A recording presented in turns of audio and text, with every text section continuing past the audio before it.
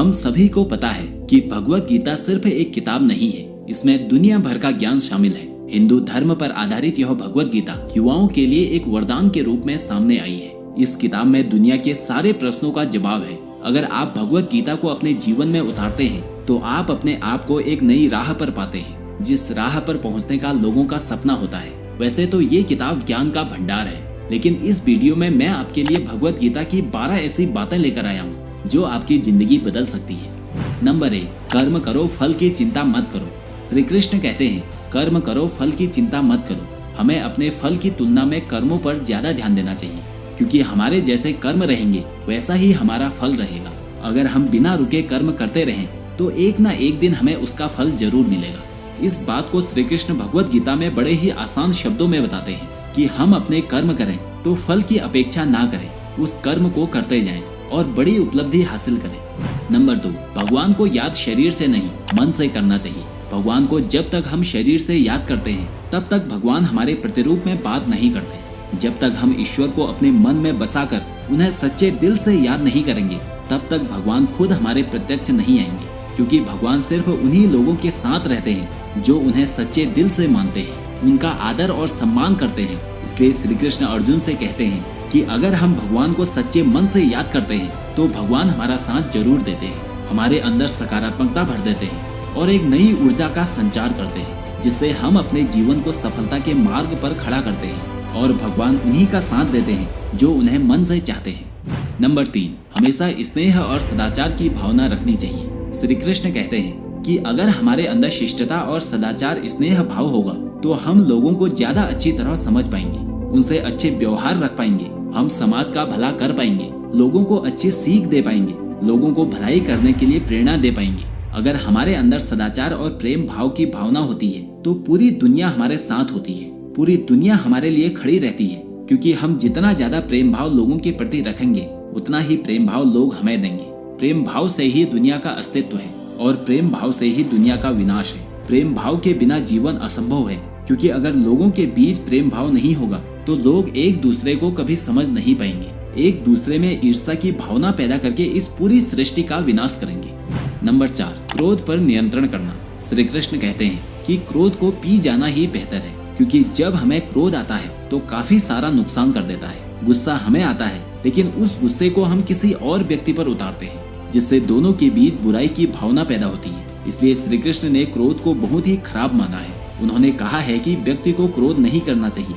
उसको अगर किसी बात पर क्रोध आ भी रहा है तो उस बात को वह शांति पूर्वक सुने और उस परिस्थिति को देखकर उसमें सुधार करे, ना कि क्रोध करे। क्रोध एकमात्र जरिया नहीं है, क्रोध से कुछ भी हासिल नहीं होता और ना ही कुछ सुधार होता है। क्रोध से सब कुछ बर्बाद होता है। इसलिए क्रोध ना हम कभी करें और ना ही करने दें। इस बात को अगर आपने जीवन में अपना लिया तो आप लोगों को एक नए नजरिए से देखेंगे, जिससे एक नई ऊर्जा उत्पन्न होगी और इस ऊर्जा से आपके जीवन में बहुत गहरा प्रभाव पड़ेगा और आपका जीवन काफी हद तक निखर कर सामने आएगा। नंबर 5, मिट्टी से बने हो, मिट्टी में ही मिल जाओगे। श्री कृष्ण ने क्या खूब कहा है कि व्यक्ति एक कठपुतली है जो कि इस दुनिया में आते हैं और चले जाते हैं। उनके ना तो आने का समय निश्चित रहता है और ना ही जाने का। हम एक सीमित समय के लिए आते हैं और इस दुनिया से चले जाते हैं। इस बात को श्री कृष्ण इन पंक्तियों में कहते हैं कि व्यक्ति मिट्टी से बना है और वह मिट्टी में ही मिल जाता है। उसका अस्तित्व सिर्फ इतना ही है। इसलिए व्यक्ति को लोभ लालच की भावना नहीं रखनी चाहिए, क्योंकि ना तो वह कुछ लेकर आता है और ना ही वह कुछ लेकर जाएगा। वह जिंदगी भर काम करता है और मरने के बाद सब कुछ यहीं छोड़कर चला जाता है। इसलिए हमें लोभ लालच की भावना छोड़कर सदाचार की भावना अपना लेनी चाहिए, क्योंकि इसी में सारे जगत की भलाई है।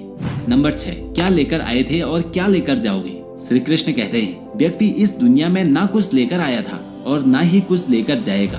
फिर व्यक्ति इतना लालच, लोभ और अहंकार किस बात का दिखाता है जब उसके पास अपना कुछ भी नहीं है, उसके पास उसका नाम भी खुद का नहीं है, वो भी दूसरे ही देते हैं। तो व्यक्ति लालच क्यों दिखाता है? व्यक्ति क्यों भूल जाता है कि वह इस दुनिया में कुछ लेकर नहीं आया था और ना ही कुछ लेकर जाएगा, लेकिन वो लोगों में बुराई पैदा करता है, लोगों को नुकसान पहुंचाता है, इस दुनिया में उसे मिले स्रोतों का गलत इस्तेमाल करता है। पर वो ये भूल जाता है कि वह कुछ भी लेकर जाने वाला नहीं है, सब कुछ यहीं छूट जाएगा। तो लोभ लालच किस बात का? हमें लोगों से प्रेम भावना का व्यवहार रखकर इस दुनिया को अपना मानकर अपनी जिंदगी इस दुनिया पर न्यौछावर कर देनी चाहिए। और उन्हीं के लिए काम करना चाहिए, क्योंकि अगर व्यक्तियों में स्नेह की भावना आ गई ना तो ये दुनिया बदलते देर नहीं लगेगी।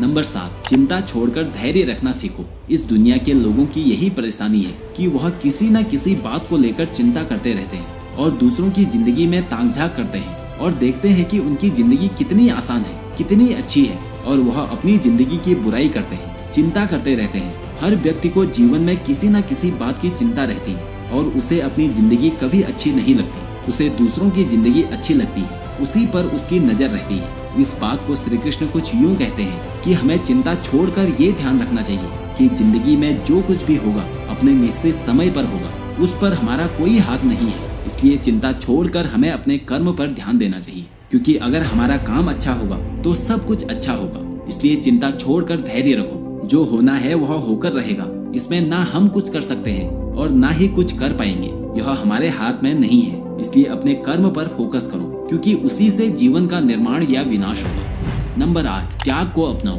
जिंदगी में त्याग बहुत अहम भूमिका निभाता है। जो व्यक्ति त्याग करना जानता है वह अपने जीवन में वो सब कुछ पा लेता है जिसकी वह चाह रखता है। वह ऐसे मुकाम पर पहुंच जाता है जहां पर कभी वह जाने की सोचता था। ऐसे मुकाम को हासिल करने के लिए हमें अपनी जिंदगी में काफी कुछ छोड़ना पड़ता है। हमें अपने ऐशो आराम और अपनी रोजमर्रा की जिंदगी को छोड़कर कुछ ऐसी जिंदगी को अपनाना पड़ता है जिसको हम कभी भी जीना नहीं चाहते, लेकिन उस जिंदगी को जीकर हम अपने आने वाली जिंदगी को इतना बेहतर बना लेते हैं कि हमारा पूरा जीवन सफल हो जाता है। इसलिए श्री कृष्ण कहते हैं कि जीवन में त्याग बहुत जरूरी है। अगर हम त्याग नहीं करेंगे तो इस जीवन का कोई उद्देश्य नहीं रहेगा। त्याग से हमें परिवर्तन होता है और जिंदगी में भी सुधार होता है। इसलिए त्याग करते रहना चाहिए। नंबर 9, परिश्रम में विश्वास रखो। श्री कृष्ण कहते हैं कि हमें अपने परिश्रम में विश्वास रखना चाहिए। अगर हम अपने परिश्रम में विश्वास रखेंगे तो हमें कभी हार का सामना नहीं करना पड़ेगा। अगर हम अपने परिश्रम और मेहनत में विश्वास रखकर उसे कायम रखेंगे तो हमें उससे बहुत अच्छे परिणाम मिलेंगे। वह परिणाम आपको जीवन जीने में बहुत आसान होंगे, क्योंकि एक परिश्रम ही है जो एक रंग को राजा बना सकता है और राजा को रंग। अगर आप परिश्रम करके सही दिशा में काम करते हैं तो आपका जीवन सफल होना पक्का है। लेकिन अगर आप परिश्रम में विश्वास नहीं रखते, उसमें आप धोखा करते हैं, तो आप याद रखना कि आप धोखा भी खुद के साथ कर रहे हैं। इससे ना ही किसी और की जिंदगी बनेगी और ना ही कुछ होगा। आप धोखा करोगे तो सिर्फ अपने साथ। इसलिए अपने परिश्रम में इतना विश्वास रखो कि जो भी आप कर रहे हो वो आपको एक ऐसा परिणाम दे जिसकी आपने कभी अपेक्षा भी नहीं की होगी।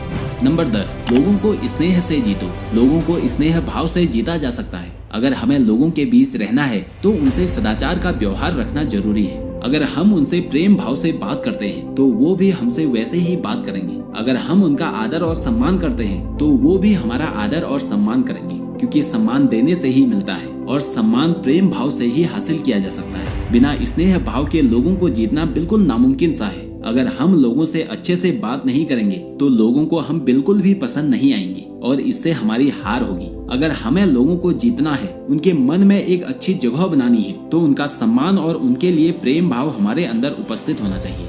नंबर 11, हमेशा सकारात्मक रहो। श्री कृष्ण कहते हैं कि हमारी सकारात्मकता हमारे बातों और हमारे काम करने के तरीकों से झलकती है। जितना हम सकारात्मकता से अपना काम करेंगे, उस काम के सफल होने की संभावना उतनी ही ज्यादा होगी। एक व्यक्ति की सकारात्मकता उसकी बातों से ही प्रतीत होती है और वो अपनी बातों से लोगों का मन मोह करना जानता है। अगर हम अपने काम में सकारात्मकता लाते हैं तभी वो काम सफल होगा। नकारात्मकता हमें हमेशा हार का सामना करवाती है। इसलिए सकारात्मक रहो और अपना काम करते रहो। नंबर 12, आप स्वयं अपने जीवन के निर्माता हैं। श्री कृष्ण कहते हैं कि आप खुद ही अपने जीवन के निर्माता हैं। आप जैसा बीज बोएंगे वैसा ही काटेंगे। आप जितना परिश्रम करेंगे उतने ही अच्छे रिजल्ट आपको हासिल होंगे। आप जीवन में जो स्थान की चाह रखते हैं उस स्थान पर आप सिर्फ एक ही तरीके से पहुंच सकते हैं और वो जरिया है आपकी मेहनत। आप जितनी ज्यादा मेहनत करके अपना बेस्ट प्रेजेंट करेंगे उतना ही अच्छा रिजल्ट आप पाएंगे। आप खुद अपने जीवन के निर्माता हैं। आप अपने जीवन को बना भी सकते हैं और बिगाड़ भी सकते हैं, लेकिन लाखों लोग अपने जीवन में कुछ ऐसी आदतों को अपना लेते हैं जिससे उन्हें उनकी राह नहीं मिलती। वो रास्ते से भटक जाते हैं। हर एक व्यक्ति बड़े बड़े स्थान अपने जीवन में चाहता है, पर वह उसके लिए काम नहीं करता और इसका परिणाम है कि वह कुछ बन नहीं पाता। अगर आपको अपने जीवन में कुछ करना है तो आपको खुद अपने जीवन का निर्माता बनना पड़ेगा और उसका निर्माण करना पड़ेगा। उसे एक नई राह दिखानी होगी।